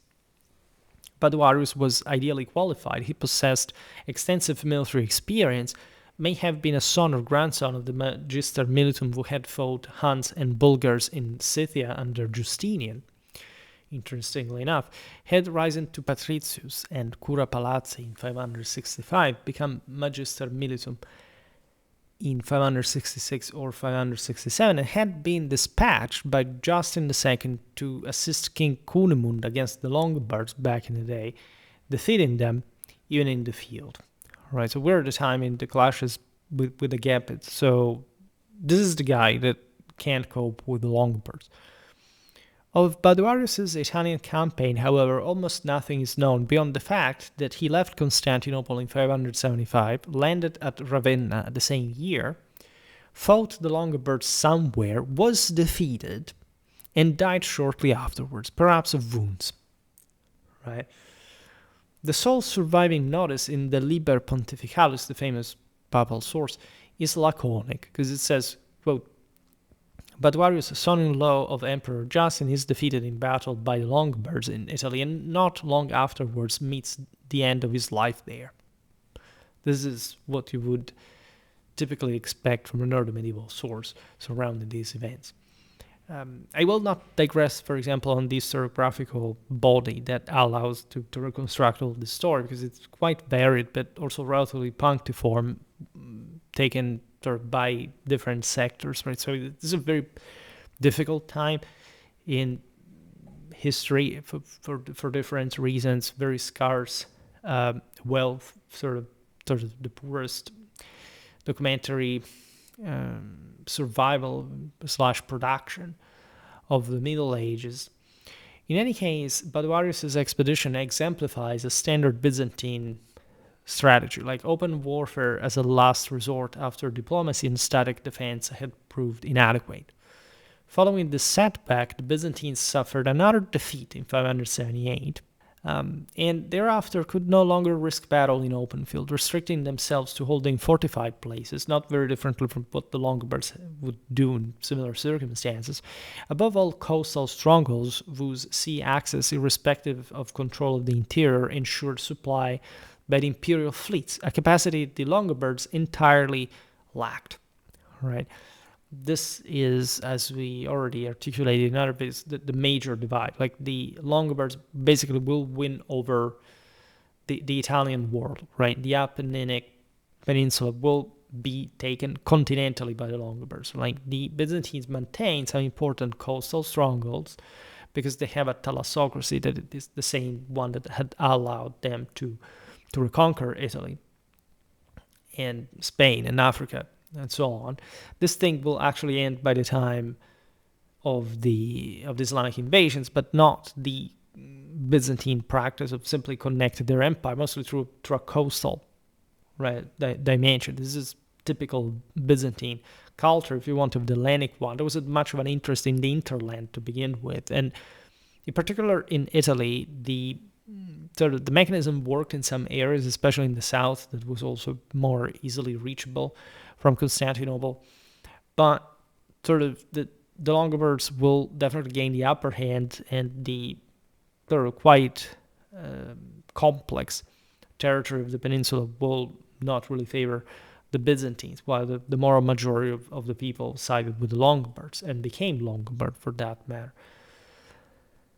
We know the desperate letters of officials, bishops, etc., saying basically the peasants in the Byzantine part were leaving to the Longobard land. Right, the Ostrogoths had already freed the serfs back in the day to numerically strengthen their own armies.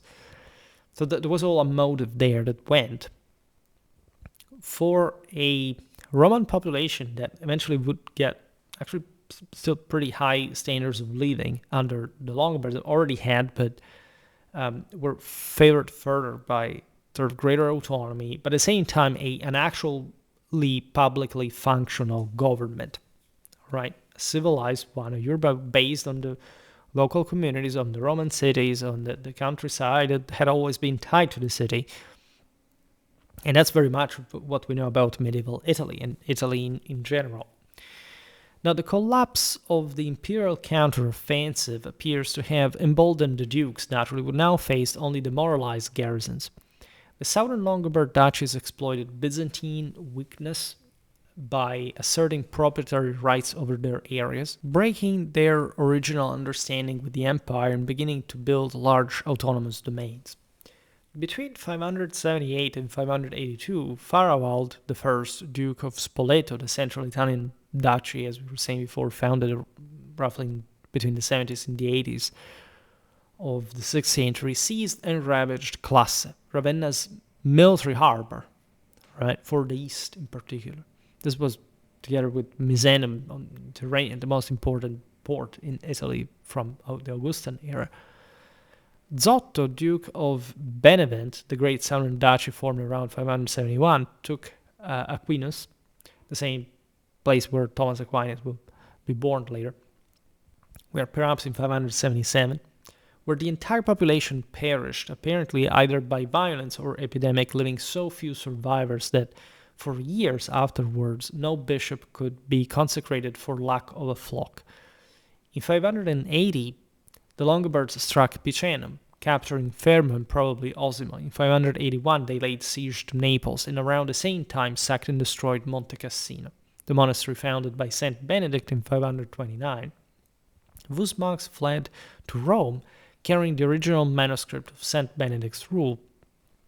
Gregory the Great, Pope between 590-604's dialogues, portrayed the invasion in apocalyptic colors, which are the same ones through which we know the Longobards, but without much of another sort of basis for that. There is naturally political reasons for this. There is not even merely the Longobards are evil. Like here, the Pope is essentially signaling the Byzantines that there's a very difficult situation that he can actually handle the Longobards. And so actually there is already some sort of papal Longobard alignment that will be more evident like the more we go on, famously with Theodolinda, Agilulf, the same guy that actually plundered the surroundings of Rome and sold its population to enslave her to the Franks, as a matter of fact. But still, say, with the papacy as the tip of the balance, right? And he needed to signal Constantinople the situation was that difficult because he was asking for help, basically, for maintaining Rome, but also sort of showing that he could always align with the Longobards if the Byzantines did not comply. So it's a very underrated aspect also of Roman autonomy that people have no clue of and tend to think, oh my God, like the Byzantine Empire was so powerful, and in Italy they failed badly, as a matter of fact. The source describes widespread devastation and indiscriminate slaughter, including the killing of peasants who refused to participate in their new masters' sort of pagan sacrifices. And it is true, as we said before, there were pre-Christian practices that the Longobards maintained all along, but you can't even tell which sort of limit existed between them actually believing to be Christian and still practicing this as in the full wake of the imperial Catholic tradition, also pre-Christian times. We also described in recent videos some Longobard practice, for example, from the Longobards of Benevent that simulated properly the idea of regeneration through the slaying of the snake, right? They basically had to pierce the hanging viper skin from a tree with their spear while at full speed on horseback, and then to eat this skin together as the Longobard Brotherhood, like the group, the war band.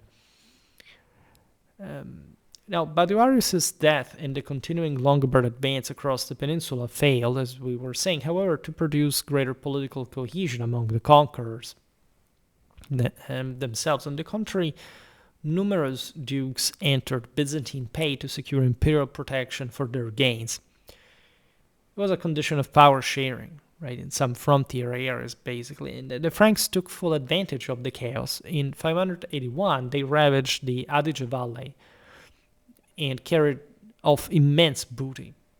Emperor Maurice, who reigned between 582 and 602, came to the throne, adopted a fresh strategy of co-opting Longobard dukes while renewing cooperation with the Franks.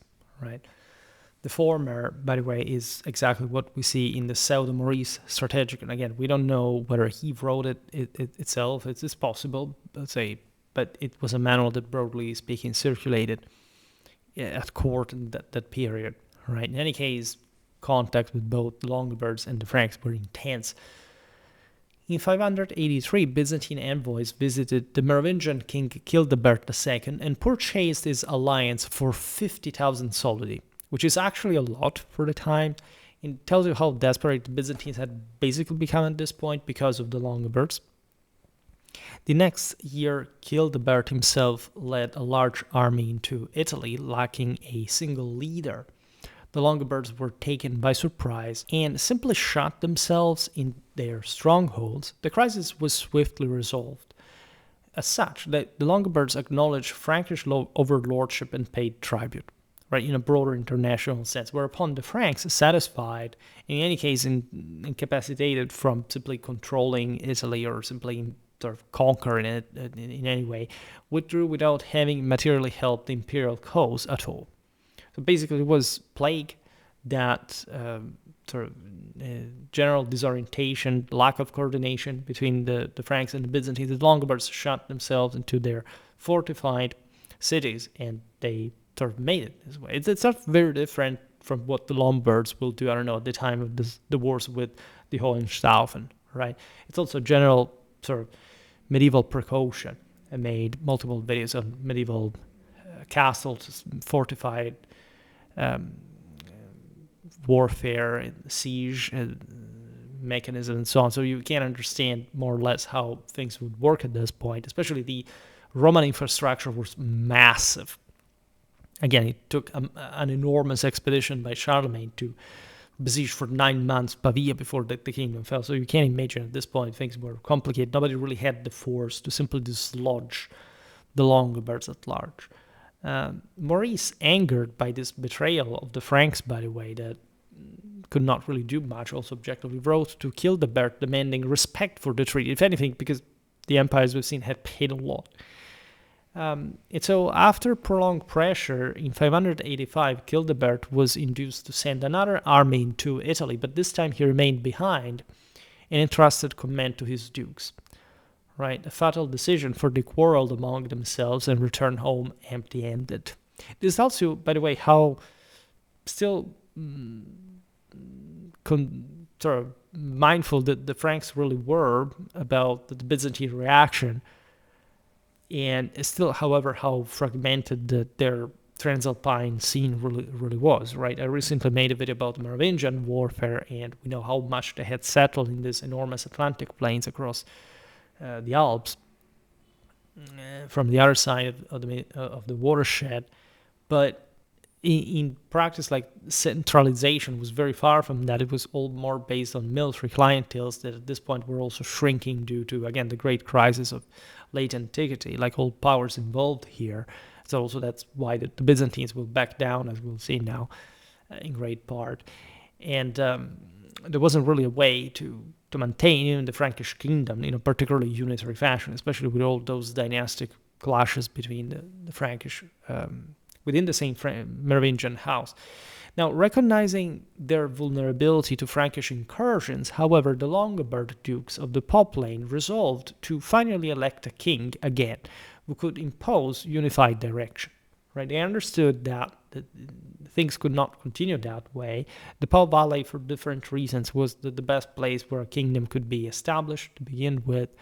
Was more easily controllable, compact, like protected by the Alps. So there's nothing truly geopolitical about it that sort of holds, but that's where the Longobards had occupied earlier. There were very good cities. Everything was sort of more easily connected.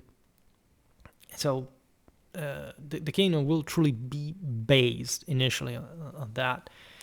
Already after the Frankish raid of 581, Duke Ewin of Trent had distinguished himself by overtaking the retreating Franks at Salorno and recovering their plunder, by the way, showing how it's almost like a defense in depth from Roman times. This is exactly what the Longobards do now that they control there. And there are these very interesting Alpine territories, scenarios that sort of tell you these two great areas of European culture, like north and south of the Alps, and how the Longobards at this point actually controlled that. We've seen that the Longobards had, that the Franks had invaded Italy from the Adige Valley. And so the Brenner Pass, but that will historically be controlled by the Franks for a while, because that will basically be in the hands of the Bavarians, that were some sort of Frankish creation. They were not like a full people, like, the Longobards or the Franks themselves. They were sort of more put together in a way. And as we've seen, they were actually weaker than the Longobards at some point in order to escape Frankish power that stretched tendentially down the Danube. When they had enough compaction, allied themselves with the Longobards, right? And so the Franks will not later invade Italy, but from the northwest, right? At least, after probably the talking first invasions that will eventually bring the Longobards under. Alboin, that I just remember, also displayed broader strategic vision, interestingly enough, by marrying a Bavarian princess, which will continue under the Longobards. He secured the northern frontier with the Bavarians themselves in a delicate relationship with the Franks, as we've seen, and revealed a sophisticated international outlook. So very interesting figure, the Duke Alboin of Trent. In 584, the dukes obtained Frankish permission to choose a new king and selected Authary, son of the murdered Clef, and himself already a duke, as it was kind of obvious. He almost certainly ascended the throne in the autumn of that same year, taking the significant title Flavius, claiming continuity with Roman imperial authority, and marking the restoration of the Longobard monarchy, this time for good, right? So we'll see how Authary's reign will be one of the most victoriously successful in terms of strategy and campaigns, etc., against not much just the Byzantines, but in particular the Longobards that resisted his royal rule. And again, from his reign onward, nobody will contest the existence of a Longobard kingdom anymore. And there is really a qualitative step that will naturally be followed by others in the foundation of a proper territorial dimension of a defined state, right? That had at this point eluded Longobard national capacities, right? But everything will change a lot, and so this is the beginning of a new dawn for the Longobards in a much more sort of successful direction as well, right?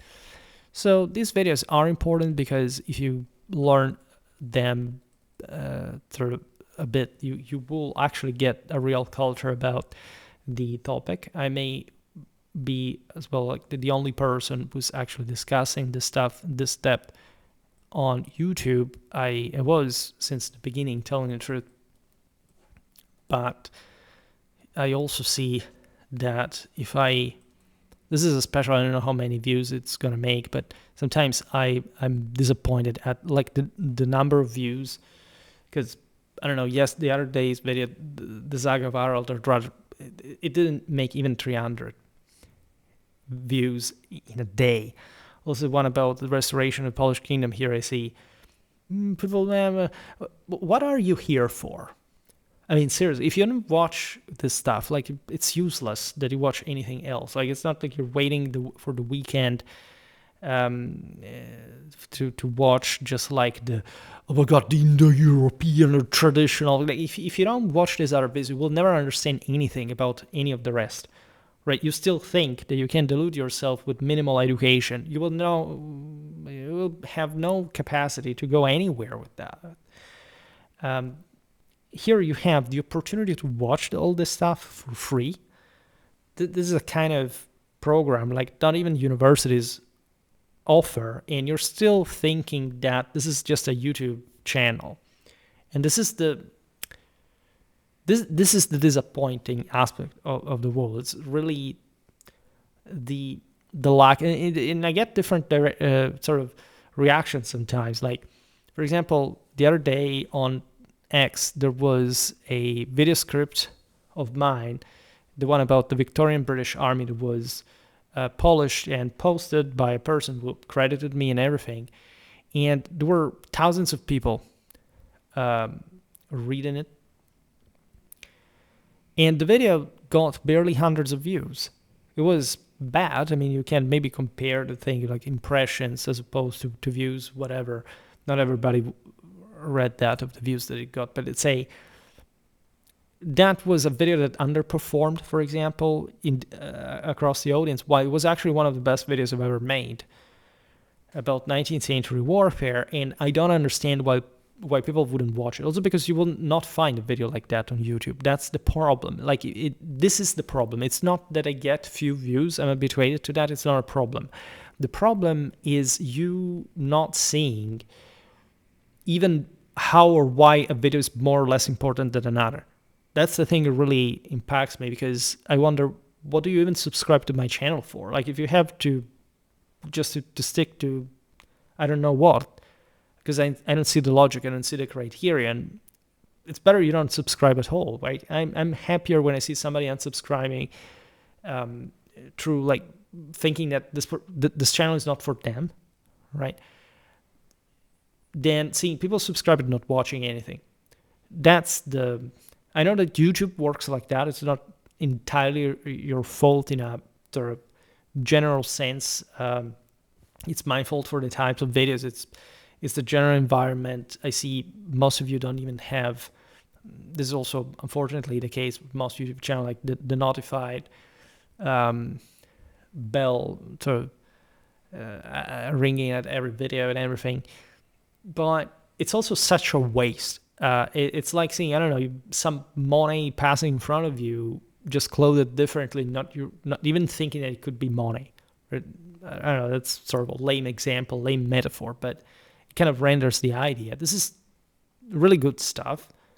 If you have the patience, naturally, of following it, whatever, if you're interested, again, but for 31,000 subscribers, such results are pretty meager, and they don't help the channel at all.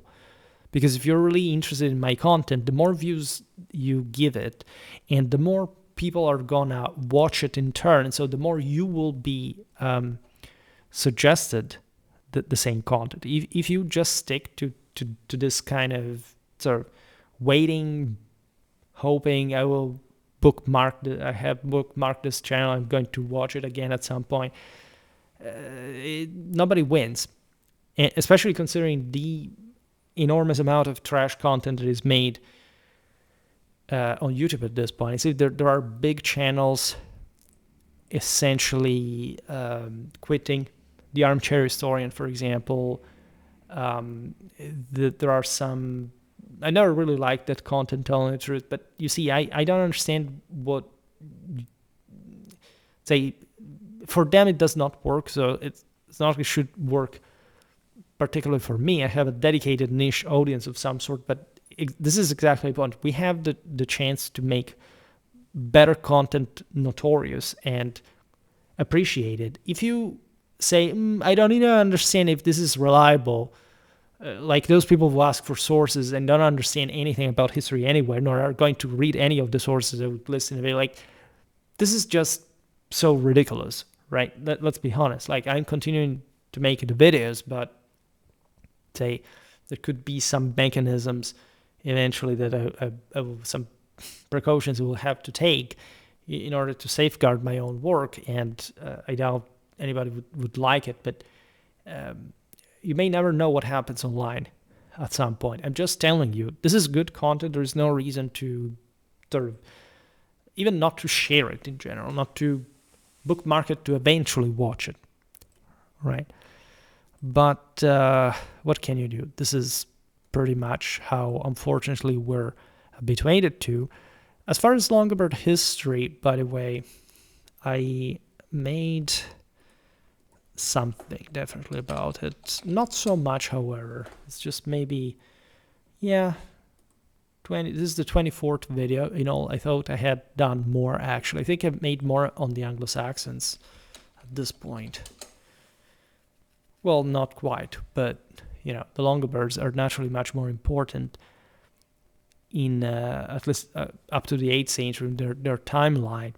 And as we explained at the beginning, also their legacy is sort of much bigger in so many different aspects of Western legal tradition that people don't have the sort of the bridge to gap. If I say this, it just sounds, a code from the migration era is the standard alone of Western at the time, right? But if you don't know what Longobardistics is in the High Middle Ages, because you have never really even thought to learn history of law or to understand why that is important, it's a bit difficult for you to understand what Europe is or what West is, right? That's what I've always said in these videos, that if you think you can, again, approach history in a minimal sense, if you don't know in depth the history of your own counter-continent, you simply don't belong to that counter-continent.